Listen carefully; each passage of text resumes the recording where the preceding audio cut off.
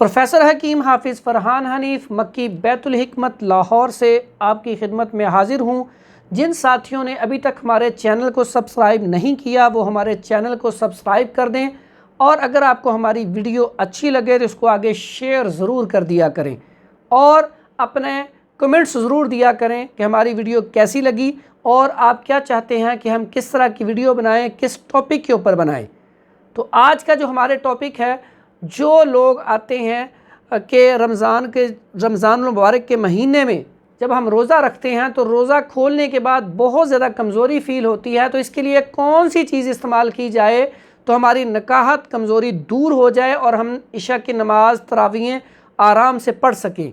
तो इसके लिए बड़ा आसान सा नुस्खा है। आपने लौंग और दारचीनी और ज़ाफ़रान, लौंग 5 अदद, दारचीनी 1 टुकड़ा 1 इंच का और ज़ाफ़रान 3 पत्तियाँ, इसका 1 कप आपने पानी लेना है, उसमें इसको उबाल के और कहवा बना के ये इस्तेमाल कर लें, या फिर चाय बनाएं उसमें तीनों चीज़ें डाल दें, वो 1 कप चाय का पी लें। इंशाअल्लाह आपके जिस्म के अंदर ताकत आ जाएगी और आप इंशाअल्लाह तरावियाँ भी अच्छे तरीके से पढ़ेंगे और इशा की नमाज भी, और आपका जिस्म भी चुस्त और तवाना रहेगा। दुआओं में याद रखें।